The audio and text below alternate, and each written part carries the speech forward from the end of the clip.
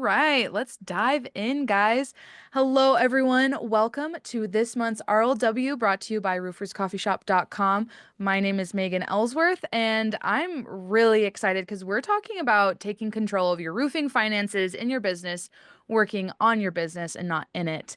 And I am joined by the wonderful people at Owens Corning, PhD. We have Jon Gardner, Logan, and Adam. And this is just going to be a fabulous conversation brought to you by Owens Corning. So thank you, Owens Corning, for sponsoring today. 100%. Great to see you again, Megan. Absolutely. So good to see you, Jon. Let's get into introducing ourselves. Jon, can you introduce yourself first, please? For sure. And as I introduce myself, as always, I just want to share just how much Roofer's Coffee Shop means to the industry. Really appreciate, Megan, what you do, what Heidi does, what the entire team does. Make a big difference over the course of the last 30 years or so. You're a staple in the industry, so thank you so much, and great Thank to be you. here today. For me, I've been in the industry since the 93, believe it or not. I've been Wow. here with Owens Corning for just about 15 years. And for the last 6 years, I've been leading our learning and development platform, as well as our strategic partnerships. And that has a lot to do with what we're talking about here today. All of the content that we have in Owens Corning University, as well as our strategic partners, are all designed to help our contractors grow. And so, Megan, today I'm really looking forward to digging into one of our most recent additions to our business solutions portfolio, PHG, along with Logan and Adam here, all about financials, which is the heart and soul of the business. It really is. It really is. It's so important. So thank you for introducing yourself, Jon. Adam, can you please introduce yourself? Yeah, hey everyone, great to be here, and thank you for having us. Adam Gottlieb here. I'm the co-founder of PHG. My personal background is in investment banking and then in private equity for the better part of a decade, where I was investing in facility services businesses, primarily contractors, and Okay. often felt that business owners were outgunned when we were going to be buying them, and wanted to do something a little bit more entrepreneurial. Started PhD to really bring some of that sophistication that I learned along the way to founder and family owned businesses. And our ethos is, how can we help business owners really at every stage of their life cycle? And so a big part of that is our fractional CFO and bookkeeping division, where we're Yeah. helping them with the blocking and tackling bookkeeping. We're helping business owners with the more strategic finance, and then ultimately long term planning, whether that may be an exit or passing it down to the next generation. We help with that as well. We also have an M&A division and a valuation division as well, where we're fairly active. We do around 300 business valuations a year, and this year we've done over 70 M&A transactions. So that gives Wow. a very good perspective, really, on doing our job well on the CFO and bookkeeping side of things. So I'll turn it over Yeah, to. truly. Logan, please introduce yourself. Yeah, echo everyone's sentiment. Really appreciate the time and excited to be here. I'm the co-head of our advisory practice, which includes the fractional CFO and bookkeeping arm of PHG. Prior to PHG, I started at Fortune 500, worked there for a couple of years in their financial program, and then spent a little over 5 years at a large consulting firm, working in CFO services for private equity-backed companies. So Oh, wow. I think Adam gave a pretty good overview, so I won't kind of go into it, but excited to jump into small business finance.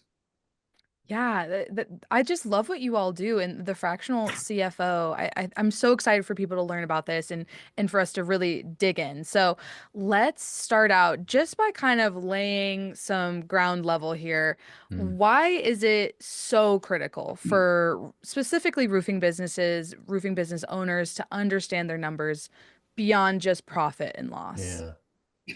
Guys, if you don't mind, I'll kick it off here, Yeah, please and then do. we can dive into it a little bit more. It's a great question, Megan. And, Yeah.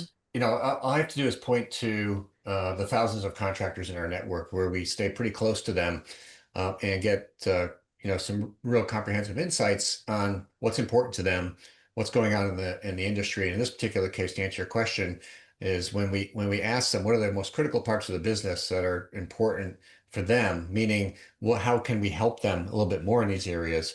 Came in three areas. One is leadership. help me with leadership.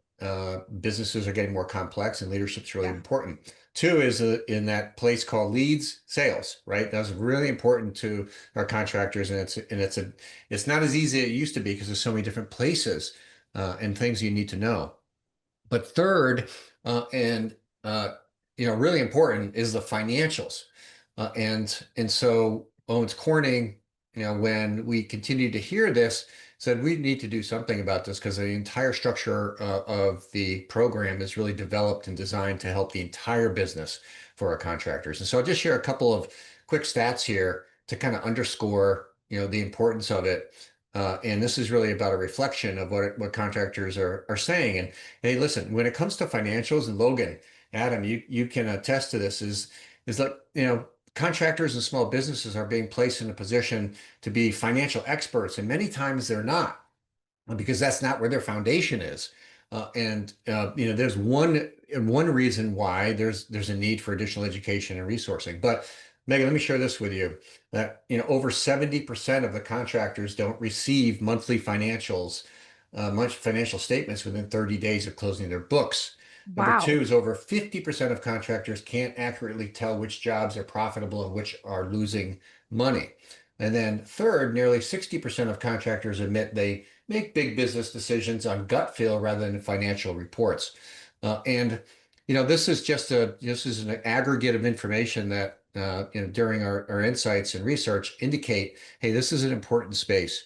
Yeah. And foundationally, nothing is more important than your financials and your understanding how to run a healthy business. Everything from there can blossom. And that is the Yeah. reason why we made such a big investment in this particular space with PhD, which we're so excited about. Yeah. Well, and for all of your contractors out there, with Owens Corning to have access to these programs like PHG has, so important. Because, I mean, I love gut feel too, and don't get me wrong, I make lots of decisions based on my gut. But when you're constantly doing that, back-to-back decisions based on gut feel, that can kind of sometimes lead you down the wrong path for sure. For sure. And listen, and last thing I'll say about this is contractors listening to this may say to themselves, well, I'm not in that. I'm not the 70%, the 50%, or the 60%. The bottom Yeah. line is, when it comes to financials, and one of the things we've learned through PhD is the details make all the difference in the world. And roofing financials are different than any other financials. They're pretty complex. And so Yeah. if we feel like, if there's even a little bit of space where we can improve, it can make a significant impact in the business. So for those that are, think that they're really locked in on the financials, take the opportunity with whoever it could be. In this case, I suggest PhD to dive into a little bit more to see where there might be some areas of improvement. Yeah. Adam and Logan, anything to add on why, just level setting here, like why do they need to be looking at their numbers beyond profit and loss? Yeah, Logan, happy to jump in unless you wanna kick it off there. Yeah, no, I think John said it well. Every business kind of has, what the cash basis accounting, right, which is where when cash changes hands, so you sell a good or service, typically paid for cash for that at some later date, and then, kind of on the material cost that is also at a later date. And so if you look at the P&L just on a cash basis, and we have a slide for this, you're not going to be able to understand your true monthly profitability. Yeah. A lot of the clients that we walk into, are looking at the business on a cash basis, and we'll do a lot of work to move them to what we call accrual basis, where you can see that true monthly profitability. Yeah. We believe that, kind of long term, a successful company needs to be both cash flow positive and have visibility into that monthly and profitable. It's possible to be cash flow positive and not profitable, and it's possible to be profitable and not cash flow positive. And so you can kind of, run it straight pretty quick. But this is a very critical one and very specific to contractors. And I think it's, much kind of more common here, just given the volatility and kind of job costing and stuff like that. Yeah, and just adding on to that and maybe taking a step back, most business owners, and this is not a knock on them, but most business owners are oftentimes managing their business by looking at their bank, right? And that's because oftentimes the way they do their books is for tax purposes. It's not for monitoring the business or reacting to the business, but it's more perfunctory, just getting the job done because I need to do it for taxes. And there's often, right, tax mitigation things that are people doing and, mixing personal with business and a lot of things going on. And, it just becomes really messy to actually take a step back and say, let me look at my numbers and let me course correct based on what my numbers are saying, or how can I, how can I change my business? How can I optimize things I'm doing and things like that? And then, you know, if your books are not correct or not, informative from those positions, you can't then actually make higher level decisions on how am I going to, think through other decisions and forward looking decisions around cash flow forecasting that I want to make or budgeting in the future that I want to make. Because if the basis that you're starting with is, not accurate or not, indicative of the true business, you're not able to, be proactive and you're being reactive. And I think that's the really biggest takeaway is, how can we help business owners be proactive and, be on their front foot that rather than reactive on their back foot? Absolutely. Absolutely. I mean, that's all anyone wants, right? Um, okay, so kind of moving on, a lot of roofers spend most of their time or, sometimes they want to spend most of their time out in the field with the crews and stuff. How can they, get better financial visibility to be able to step back and focus on some of the strategy and leadership um, instead of being boots on the ground all the time? Yeah, I mean it's a great question. I mean, part of it is figuring out how can I work on the business, not in the business, and so part of that is making sure you have the right leadership in place, right, where Yeah. you're able to spread your time and spend your time more wisely.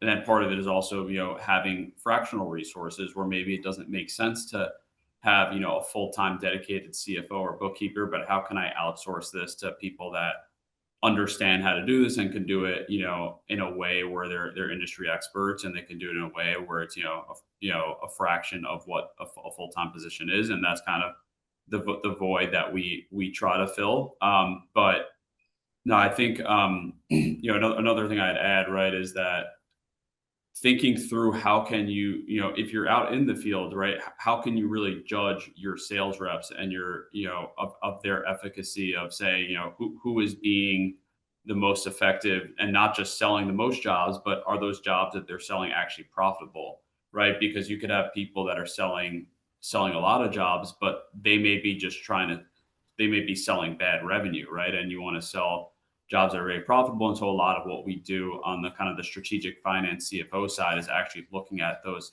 KPIs behind my sales reps and saying, who is selling the most profitable jobs, who's being, who is meeting their goals this month, who's not meeting their goals. And so you can take a lot of things that are in the field, but actually put, some data behind that to run your business more effectively. And then similarly, a big thing in roofing in particular is that you have jobs where ultimately you're getting cash up front for part of it, then you're getting paid different milestones, maybe especially if it's a commercial job where it's larger jobs where you actually may not know if you're upside down or if you're profitable midway through because you don't know how far you are from away from completing that job and what amount of materials you put in. And so being able to have a very strong project based accounting actually will allow you to much better know, and course correct even when you're midway through a job. Hey, am I ahead? Am I behind? How can I course correct this? And am I historically bidding these jobs too conservatively or too aggressively? And being able to track that in the immediate term versus when it's too late, when there's no money left in the bank, or when you've just finished a job and you realize you've lost money on it. And that's the type of things that you may doing a lot of these things by your gut in the field, but these are the things that are really important to kind of sanity check and actually know before it's too late ultimately. Yeah. Yeah, I think the, financials for especially looking at it from kind of a strategic finance perspective are just a really good objective scorecard of the business. And it's really Sure. hard to kind of get that. And, everyone's working in the business and kind of boots on the ground and dealing with different fires. And this really kind of forces you to step back, hopefully on a monthly basis, review the business. And like Adam was saying, kind of, at the top level, understanding kind of the cash and profitability movements, but then getting down into it, where do we acquire leads? How much do those leads cost? Where are we selling kind of jobs most profitably in terms of salesperson, in terms of geography, in terms of type of job? And then the kind of proactive part that you were alluding to, how do we start to scale those lead channels and kind of, put more money in there and invest in the business the right way. Yeah, so true. And one follow-up question. You mentioned, having the right leadership team to kind of fall back on all of this. Any advice on, what are some leadership team layouts that you've seen excel with contractors you've worked with? Yeah, we've seen a lot of different kind of types in terms of whether the owner is actively involved or there's kind of a Yeah, GM that's, um, more involved and the owner is kind of less involved in the day to day. I think in terms of what really makes a leadership team successful is when, we've been able to, at least from a strategic finance perspective, kind of yeah, tie the one or two, key metrics that person affects into a financial picture for them. So if you're the general manager running the company, right, profitability, kind of revenue growth, selling those jobs profitably. If you're a salesperson, understanding kind of what the expectations are in terms of how much you're selling a year, how much gross profit you're expected to generate a year. So really making sure kind of everyone understands their piece of the puzzle, and then tracking against that monthly. And there's no right answer ultimately to this yeah, question because the answer is based on one, the owner and operator and what their skill set is and how in the weeds they are. And then two, on the scale, right? We have some clients that are doing, a few $1 million of revenue. We have some that are doing 50 million of revenue, right? And yeah, so the answer is very different based on that, and also based on the owner themselves and what he or she knows as their core competency, and then what they need to calibrate to get Yeah. elsewhere through hires or fractional resources. Yeah, I think Logan, you put it perfectly. And as I look at bullet point number two, at the end of the day, it's really about effective, managing the business effectively with clear financial dashboard. If you think about pilots that are flying planes in the middle of the night under duress, they're flying it with clarity because their dashboard. yeah, And what Logan and Adam are talking about here is the same principles, right down to the individual level of contribution, what they're bringing to the business, whether they're profitable or not. And this is something great for folks just starting out who are just in their beginning stages of building out the business. Take advantage of this now. Put yourself in a seat to ensure that you have financial stability and you can really drive your business forward because you clearly have your vision right in front of you with that yep, dashboard. yeah. I love it. Thank you for answering my curveball question there. So, Sure. okay, so uh, what does professionalizing your financial function look like? And what does it mean for a roofing company? What are some key changes that make that big impact? Yeah, it definitely looks different, for kind of companies at different stages. But I think Right. some kind of high level points that I would, talk through, number one would be just a chart of accounts that makes sense for the industry. So instead of having kind of like a bucketed sales, looking at commercial, residential, re-roof, new construction. Adam talked about job costing. I think that's certainly critical for all contractors to understand kind of what you quoted a job at, what the actual job profitability came in at, and then making sure that you're paying the right commission off of that. So job costing. Another one that we kind of push with clients very commonly is the work in progress adjustment, which is if you have a job that's in progress, how do you account for that so you're not distorting the P&L by kind of the inflows and outflows not matching. Yep. And then on the overhead side, it should be everything kind of below gross profit. We usually segment between people cost and non-people cost. And this is where it's kind of up to the business to decide, kind of how to separate marketing, what kind of granularity makes sense in terms of looking at that. But the key is to just structure data where you can kind of tie everything, through, right? So like I was talking about, a job comes through, you want to understand what marketing channel it comes through, who sold it, what sub crew worked on it, where it was, and kind of how profitable it was and how it relates to the overall picture. Got And it. and a lot of these things, are important for operating the business, but they're also important if you're ever, trying to understand how to think about your business on like, hey, here's where I am today and here's where I want to be, right? So if you want to think through, how can I make my business the most valuable, right? You want to understand what percent of your revenue is new construction, what percent of your revenue is is more, re-roofing or more service ticket oriented, and understanding, your mix between commercial versus residential, right? These are pretty simple things, but you'd be surprised how few people are really accurately tracking this in their P&L. And these are all things that, are important to better understand.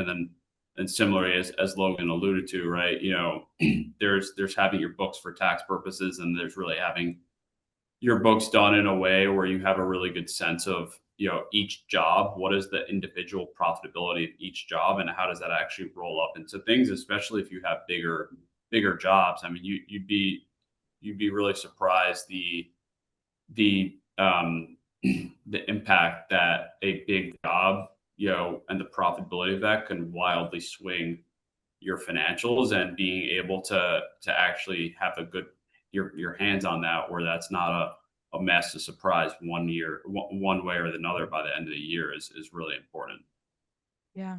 Yep. And the last thing I'd say about this one for me anyway is, we talk about accountability, we talk about cash versus accrual, but we're currently in a normalization of the market, and at the end of the day, businesses will flex, both up and down, depending on what the market's giving them.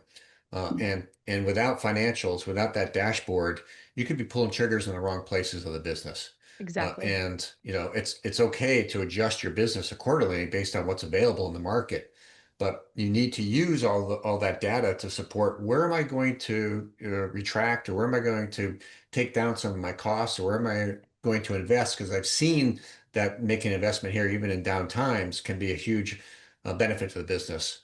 And so these are one of the places where contractors in times like this will often make critical mistakes in their decision making on where they want to contract.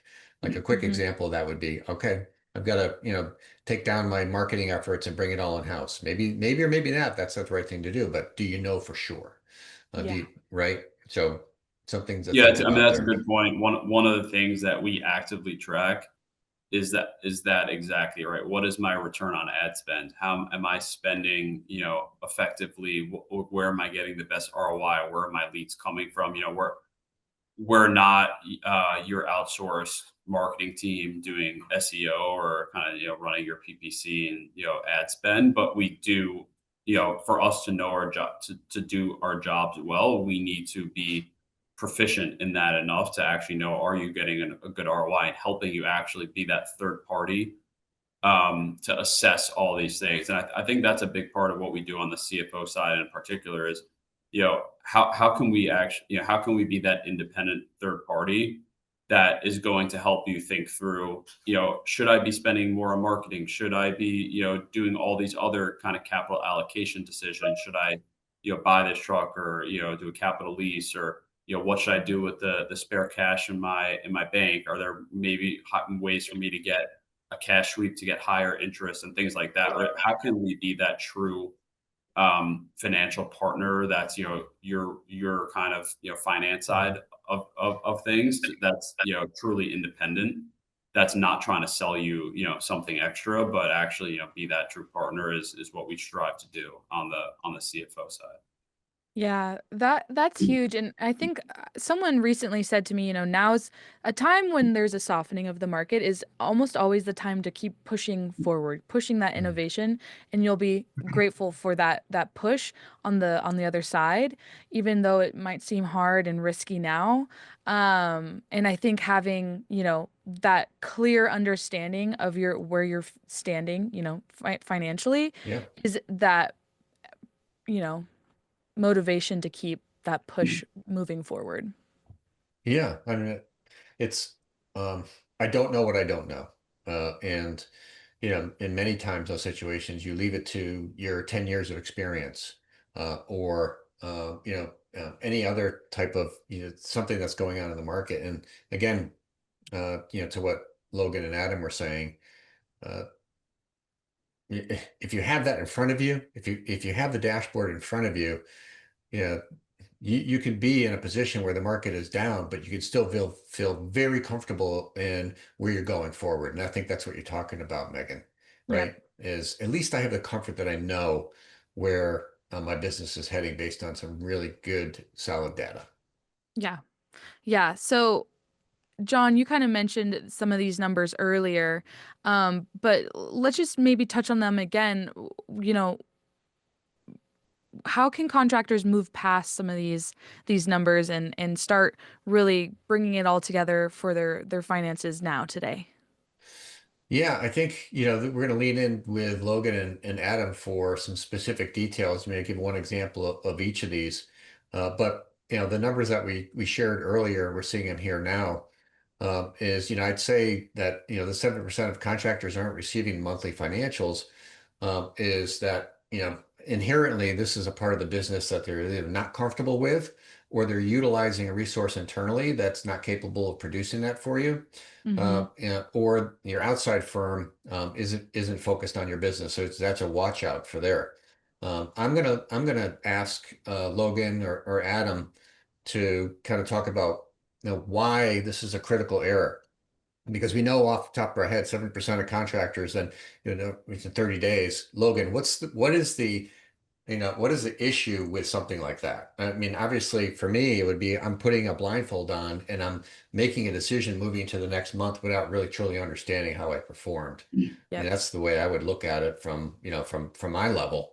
But I'd love to hear from both of you on that. And then down below on bullet point number 3, there is, thank you, Megan. Move your head out of the way.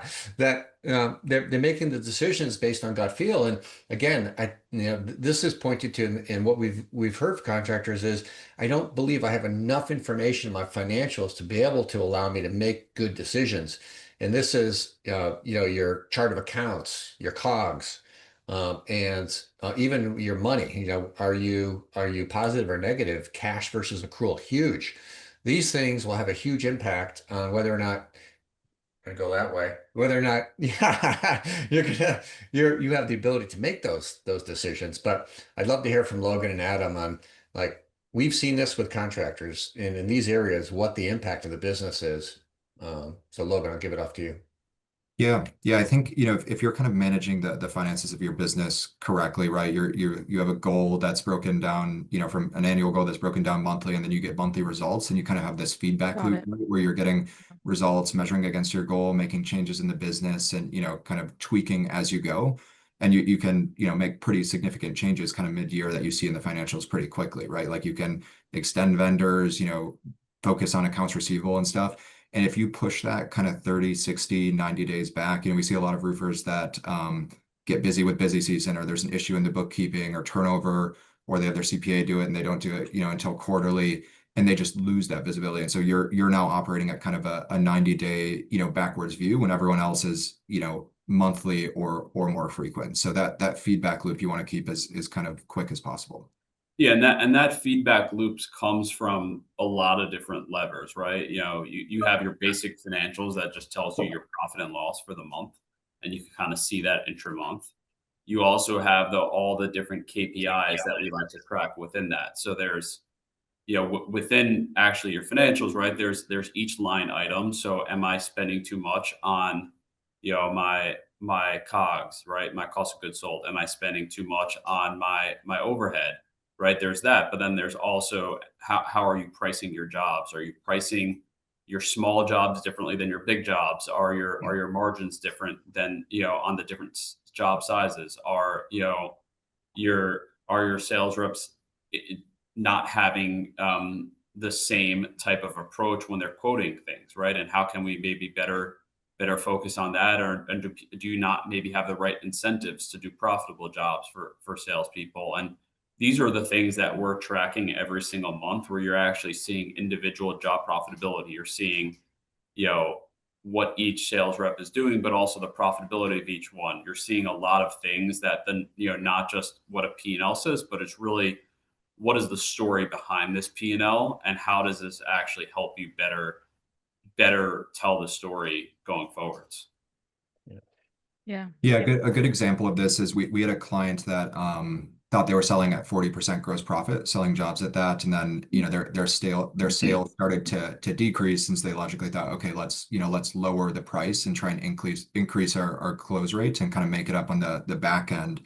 And they were behind on their financials and didn't job cost. And so when we went in and job costed, we found out that they were actually, not selling at 40%, they were selling in the low 30s. And when they made that price reduction, it bumped it down into kind of the high 20s. And so they now were basically kind of selling jobs at break even, which was, obviously kind of very different than they thought. And we see that all the time. And so establishing that feedback loop quickly kind of would have allowed them to obviously understand that much faster.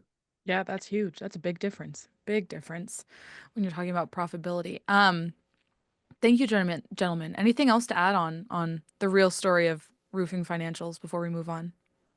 Let's keep Yeah, I mean, going. there's one. I mean, just hitting that again. This is just an anecdote that's pretty crazy. There's one business that came to us where they had an independent report that showed they had 13 million of earnings, not revenue, earnings. And once we got under the hood, they were double counting revenue, and they were actually doing more like 6 of earnings.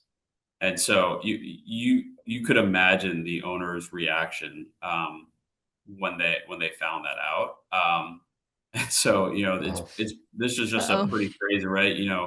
You think of that a large sophisticated business would have everything in place and all the right systems and Yeah. processes in place by then, and you'd be surprised at the problems that could be created if not done right at scale, especially. Yeah. Yeah, and that exact roofer, by the way, we now work with, as a client on a monthly basis. And so, the kind of 13 to 6 million uncovered some clear issues in the business that they just couldn't see before. So we're working with them on a monthly basis to kind of correct those and get back to the profitability they thought. So, they were completely blind and now able to kind of steer the ship the right way. Those are great Oh, that's examples. huge. That Yeah. is a good that's massive. That's a massive difference. So Yeah, it's I'm crazy. happy for them. That's amazing. Okay, so how can roofing contractors use KPIs and financial insights to make smarter decisions about labor, materials, project pricing, kind of going off what we were just talking about? How can they take these and put it into action? Yeah, there's a ton of KPIs, kind of around the job margin and overhead recovery. One that we have kind of established for all of our roofers is, based on the average ticket of a job and your kind of fixed overhead, how many jobs do you need to sell a month to break even, Yeah. right? You know Okay. that, okay, if I sell 30 jobs this month or produce 30 jobs this month, I know that I'm making money. Okay. And sometimes pushing that to different locations is helpful. And then, from there, right, I think you can start to kind of cut it up as long as you have this data structured appropriately. Looking at kind of where did the jobs come from, what types of customers are they, re-roof, new construction, residential, commercial, salesperson. Really getting to that, just kind of what does a job contribute on a gross profit? What are all the variables that can affect that? And how do we optimize that? And then managing overhead, so there's no kind of surprises there. Yeah. I think Huge. the chart on the next kind of gives you Yes. an idea of the financials and the lack of visibility. Uh, for me, uh, I always get a sense of calmness when I look at data, and when I look at something like this, it gives me a much better picture of what's going on. This is an example, Logan and Adam, of some of the work that you do with your clients, contractors. What are we seeing here? Yeah, so the blue line represents the financials on cash basis, right? So that's just tracking kind of the inflows from customers and the outflows for materials and employees and everything like that. Yeah. And then that kind of more normalized line is the true profitability of the business, which is accounting for what Adam was talking about, which is, jobs that are in progress for the month. How do we make an estimate at what those jobs are actually sold at? So, you can see that it's kind of impossible to glean anything from the blue line. And it's, obviously scary to see it high one month and low the other month. And, Yeah. it's just kind of a roller coaster. And then the yellow line, is the kind of true profitability and kind of the basis for kind of digging in and double clicking into all Yeah, those. I mean, just looking at this chart, right? In July, the blue line, you would have thought, "Hey, I'm crushing it," and then in November, you'd have thought, "What's going on? My house is on Yeah. fire," and Yeah. and um, that's really what happens when your numbers don't make sense because you're on cash basis or because your WIP is not your WIP for your project-based accounting is not correct, and it's no way to run your business, because it's you really don't know what's going on versus trying to have an accurate projection. We're saying, hey, I know this was a negative cash month for me in November, but everything's okay because this was expected, right? And it actually was a profitable month despite the fact that the cash may have not been that way. Yeah, and I mean that yellow line is just way better to look at for mental health wise. Yeah, exactly. Because you can, like you said, when you're getting caught in that day to day, and you're going through those ups and downs. I mean, not to make it woo woo, but you are kind of like going through those ups and downs yourself emotionally too, and you're worried about the business Yeah. and oh no, and so being able to kind of take that step back and look at from a different angle and is so Yeah. pivotal. And Adam and Logan were speaking to cash versus accrual. And you throw a number out there, Logan and Adam, percentage of your clients that came into you with a cash basis versus accrual. Just big picture, what's the number? Yeah, for roofers that are on the smaller side, the vast majority are on cash, and then we convert them to So accrual. 80% plus? Wow. Yeah, about that. And Yeah. even the ones that are on accrual, right? They're very rarely doing, an accurate WIP adjustment, which is the project-based accounting. So even if someone's doing accrual, they're oftentimes not doing the full project-based accounting correctly, which is extremely meaningful, Yeah. Mhm. to the swings that you may have. Well, I think your point's like really well taken when you look at this, Megan. You look at the chart that we're looking at. It's a better story than we thought, right, Yeah. Logan and Adam? Because your accrual basis is showing, okay, I'm trending. At least I'm not diving left or right or up or down. We've seen other uh, charts where they're in cash versus accrual, and the overall result is not as I would say as positive when you look at this, right, Logan and Adam? It's like, okay, you're better than you thought you were. Like you said, your house isn't on fire. Yeah.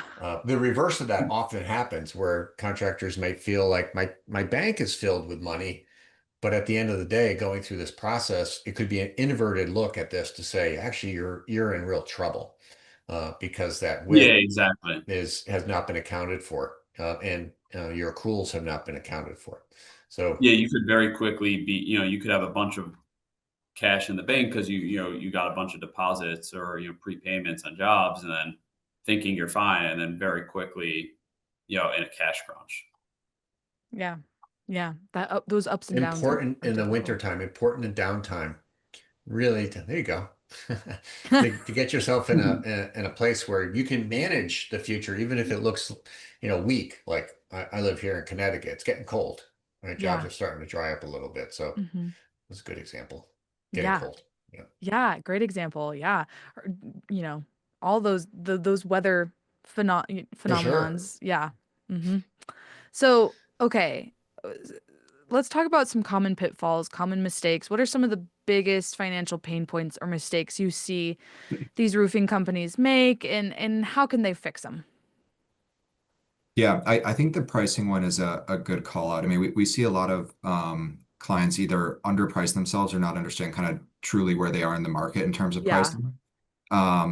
So looking at kind of the price in conjunction with the close rates and kind of average, GP of a job is good, right? There's sales reps that can sell a lot of gross profit by selling a ton of jobs or sorry, low volume of jobs, but at a very high margin, or vice versa, they can sell a lot of jobs at low margin. So understanding kind of where you fit in the marketplace is good. And then, how to kind of test that. Like we have clients that'll move up 1% each month until they notice a drop in their close rates. And that's kind of how they get to that upper threshold of pricing. We have other clients and kind of help support, reworking their commission structure to incentivize, kind of selling at a specific margin that the owner kind of management team believes they're kind of sitting in from like a just market positioning perspective. So, using data to really kind of drive those pricing discussions is very critical.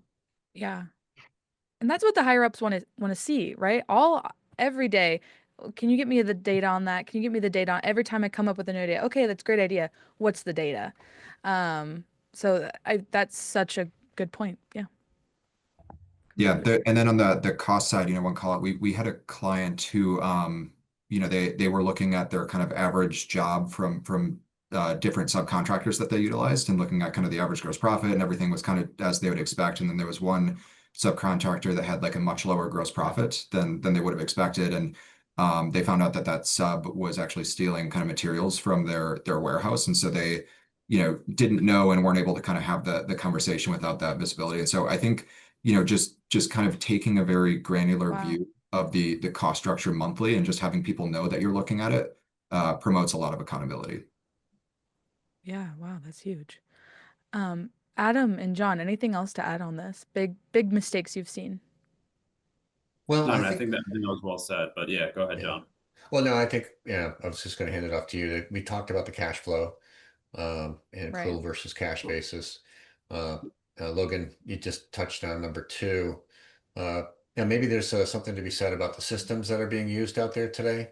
Logan and Adam, do you have a preference or, um, you know, what would you say about that?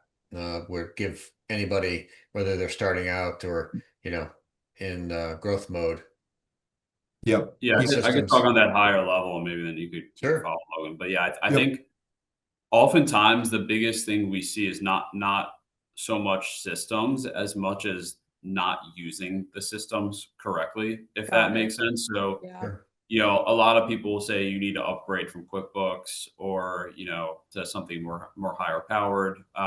We really don't believe so. Yeah, we think once you get past 50 plus million in revenue, yeah, maybe it's different, but we often are seeing people are just not using QuickBooks to its full utilization and to its full to all its horsepower that it could have. And then similarly, we're often seeing someone will have a CRM system, but their CRM system isn't speaking to their ERP system and their ER. So, you may have whatever it may be, AccuLinks or Job Nimbus or whatever it may be, and that they may not be speaking to QuickBooks, right? And Mhm. that linkage is a major issue because you may be missing a big piece of your financial story because of that, or you may have all this stuff going on and you're not taking advantage of it, right? So, I mean, Logan, please, clean me up with other things you'd add to that. But I think that's a big piece to it is not just what you're using, but it's how you're using it. Mhm. Yeah, I think that's well said. I think my only, strong preference for clients is that they're not on QuickBooks Desktop and either start out on QuickBooks Online or migrate to QuickBooks Online. It's just a better kind of product in our opinion, and then integrates with CRMs and other kind of tools much easier. And then I think the connection between the CRM and QuickBooks is a very good point, and one that is a huge pain point for a lot of clients. And whether that means they just don't have the right information in QuickBooks or their CRM, or they have these kind of external spreadsheets that they're maintaining, and that's their source of truth. You end up with just, either someone's kind of full-time job being reconciling the three sources, or just never reconciling it and kind of not knowing where the source of truth is. So Mm. that connection point is a huge one. So the good news Yeah. is, most people are using QuickBooks, right, Logan? Right, Adam? Yeah. It's just really a matter of uncovering how can you use it to its full horsepower, as you said, Adam, which I think is really encouraging. And then the last piece of the CRM that you talked about, QuickBooks is pretty advanced, and they have integrations, or there's ways to integrate into an existing CRM. So both of those can be accomplished and handled through either internal source or external, like PHG. Yeah, absolutely. Well said, John. I was going to say the same thing. Perfect. Mhm. Um, okay, so we kind of talked about, a little bit of the economy right now and staying resilient, but how would you suggest the roofing industry and contractors stay resilient through these kind of market changes, slow seasons, like we talked about, the winter's coming, because the roofing industry is pretty highly competitive and often cyclical. Yeah. For Yeah. me, thinking Go about ahead. budgeting for seasonality, Yep. obviously your financials are a significant part of that. So it gives you a lens, your forward lens, as well as your existing lens. Okay, where I'm Yeah. at.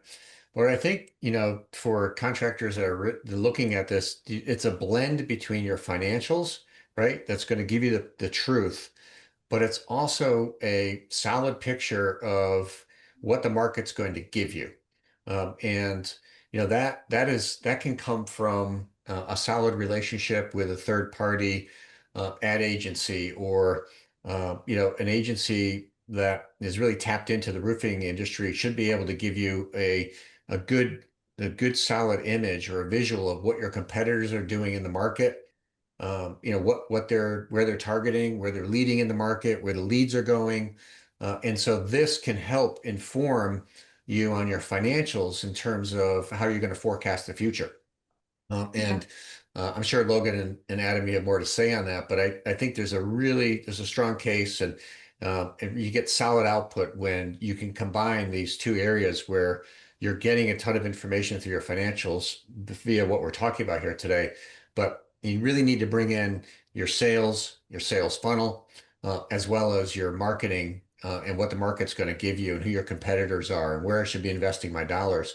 Because all that are, those are very important elements that, as I'm sure Logan and Adam would agree, is going to help inform exactly how you're going to apply your resiliency and your budgeting, especially in down times or in a softer market or wintering market.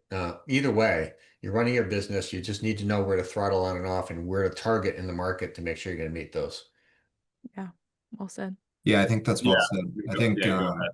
yeah, like budgets are always going to be incorrect. They're never going to be accurate. Hopefully they're close, but the real value is in kind of the process of building it and kind of understanding, what levers impact what in the business and how that Yeah. impacts profitability. And so we always with our clients will say, okay, you have your kind of base case, expectation for revenue, but what if, the worst happens and it's 50% lower? And, at what point you need to start thinking about kind of overhead reduction or kind of different changes to the business. And then conversely, on the other side, right, like if it's 50% higher, when, how much can you reinvest in the business to kind of go chase that? And I think, that helps just kind of produce some realism. We have a lot of clients that will be very ambitious with budgets, and kind of say like, hey, we're opening 5 new locations and they're going to scale to this and stuff, but understanding kind of that, base case or downside case of if that doesn't pan out and the business kind of performs as is or slightly reduces, what happens to the overall cost profile, I think is very good. Yeah, I think that's well said. I mean, there's a reason a lot of the contractors we work with are very successful is because they think big. And our role is, helping them do that and helping them execute that, but also saying, let's build a monthly budget. Let's factor in seasonality. Let's factor in the cash reserves you need to invest, but also in the slow season. But also when you're going through each month, you need to say, am I going to, if it's March and you're behind plan, if it's June and you're behind plan, what are we doing to actually course correct, right? Are we going to be Exactly. making some cuts in light of that, right? It's great to think big, but if you're not doing as you expected, how are we going to course correct during the year and actually keeping everyone honest to do so? The other side of that, right, is if you're well above plan, how do we think about continuing to invest in growth to take advantage of that? Building Yeah. reserves. Exactly. Yeah, We have a really good question. Oh, go ahead, Logan. One quick point on that. I think it's a good one, especially with, adding costs to the business, right? Kind of framing it in the budget context of like, okay, if you add this person, in kind of overhead and they cost X dollars, you need to make, kind of 10% more a month just to be in the same spot. We've seen a lot of contractors do very well over the last couple of years. And so I think it's easy to reference kind of your cost structure a couple of years ago and forget that those investments require you to kind of, hit it a new break-even point. And so Right. just being very kind of familiar with your most recent cost structure is kind of critical, and the budget helps with that. Yeah, that is critical. And we have a really good question from the audience here that I wanted to throw in.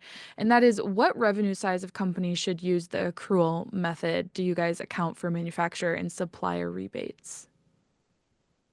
Yeah, so I think in terms of kind of size of company, I'd say anything over a couple million. I don't really think there's a kind of too early to switch to accrual if you're Okay. planning on growing and kind of understanding that profitability. And then on the on the supplier rebates would absolutely accrue for those on a monthly basis, just so you're Okay. not, kind of looking at your gross profit and thinking it's, not good, and then get hit with this kind of big rebate at the end of the year, and you actually were doing well that whole time. Yeah, that's a good point. Okay, thank you. Would I hope you? that answered your question. Yeah, I was just gonna kind of like press on that dollar value of the business for accrual. I think you mentioned it, Logan, is that really there is no best time to do it. I think, well, the best time to do it is in the very beginning. Yep. Yeah. So, Best time is yesterday. best time is yesterday. And, for me, having worked with Logan and Adam and in the different sizes of companies, the pain is the same. And it just gets bigger and bigger if you're not focused on going from cash to accrual. So my advice, and I think you would both agree, is do it today. And it's really, it doesn't really matter the size of the business. You should do it today, even if it's at a small level. Yeah, Agreed. agreed. Amazing. Okay, so how can roofers move from, simply managing the cash flow to building a scalable, profitable business with sustainable growth? Where do they go? They've listened to this webinar. Where do they go from here? Yeah, I Yeah, think I think it's good timing, that it's November, right? You're starting to think about 2026, and we're working through Yes. budget with a lot of clients. And so I think this kind of naturally bleeds into budgeting, which is truly kind of understanding, your business, where the growth's coming from, and then making sure you're kind of developing reasonable scenarios for that. And Yeah, I think it's focusing on where are you getting an ROI, right? So look at your lead channels and see where they're coming from, and see where we can help assess where you get the best ROI on, and double down on that, and then make cuts elsewhere, and then use that to build a bottoms up yeah. budget. okay. So, a question for Adam and Logan. Maybe one of the things that, because this is some of the things that we've learned about over the course of time since we've been working together, is you may have somebody internally, you may have somebody externally, you may be using that, but could for the sake of the roofing business, what suggestions would you have for either an internal person or an external person? What are the minimum requirements to ensure that you're going to be in a good place when it comes to financials and making sure that somebody actually understands it from the perspective of the roofing industry? Mm, Yeah, as far as capturing that, kind of industry nuance, I think it's really kind of the granular chart of accounts and making sure you have something that fits the business, making sure you're accurately capturing the in progress jobs from a WIP framework. You have tight job costing, and then I'd say just the kind of total view of the cost structure. You understand kind of what is a profit driver and what's a profit center and what's a cost center. And managing those cost centers, like there's certain things in a business, that are just kind of you have to spend that cost, like insurance or something like that. It doesn't necessarily drive incremental revenue. And so you want to make sure you keep that as low as possible while maintaining quality. And then there's other things that are profit centers, right? Where you put more money in and you get more money out. And so how do you kind of reallocate as much as you can to those profit centers? Yeah. Watch outs for, listen, people are using, external resources and yeah, the question I have for you is, are there any watch outs? It's not about the person or the company that they're working with. It's more about their capabilities. So when I ask that question, it's not a dig on anybody. It's just like, what are those capabilities that maybe a firm that you're utilizing, an accounting firm, should have at minimum? In other Yeah, words, what do you see as good a result question. of maybe somebody not picking the right one?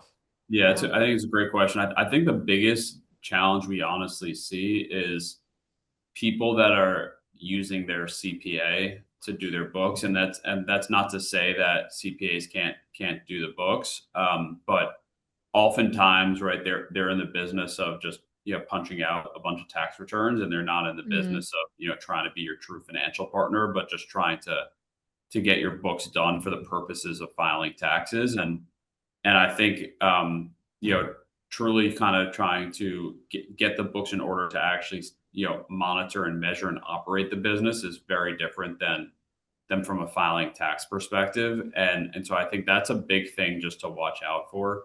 And then similarly, having the industry experience, because there's a lot of people who may do bookkeeping, but that's bookkeeping for businesses that are very simple, that Yeah. don't have project-based accounts nuances, that don't have, contractor and construction-based nuances. And so I think making sure that you're working with someone that has worked in project-based or construction-based businesses within the contractor universe is important. And then also just double clicking on that with, who is the type of service provider? Is it someone that specializes in bookkeeping and CFO services, or is it someone that is really, specialized in tax and then kind of is doing this, on the side, but it's not the focus area. And Yeah. so they're not going to have the time to dedicate to you. I mean, you'd be surprised how many people that are CPAs that say, "Hey, I'm going to switch you from cash to accrual accounting," but then it's April or it's October in tax season, and you can't get a hold of them because they're doing a Right. million tax returns, right? So Yeah. I think just making sure they actually have the bandwidth to do that, and they're not getting stuck on busy season. Yeah. Great question, John. I loved that. Yeah. Okay, so PHG has an exclusive for Owens Corning Network members, free financial diagnostic review. Logan or Adam, could you kind of break that down for us in the last few minutes that we have of what this is and how people can get get to it? Yeah, so as far as what that review entails, we usually request access to the accounting instance for 24 to 48 hours, and we'll have our team go in and kind of pull down the existing state of everything. We'll look at reconciliations, kind of chart of accounts, the accrual perspective we were talking about, and then we'll circle back with ownership or leadership and have a call where we, instead of kind of talking through here's what we do, just what we can actually do for your specific instance and what we would fix, kind of on day one, and what the first several weeks of our involvement would look like. And if you decide to kind of take that on yourself, that's totally fine, and free of charge, and no issues. And then we're also there to kind of help support that if Yeah. So the biggest thing I'd say is, right, is, we'll get under the hood and we'll assess where you are and kind of, where you should be if you want to, have the right access to a lot of the things we've been speaking about today, right? Because Yeah.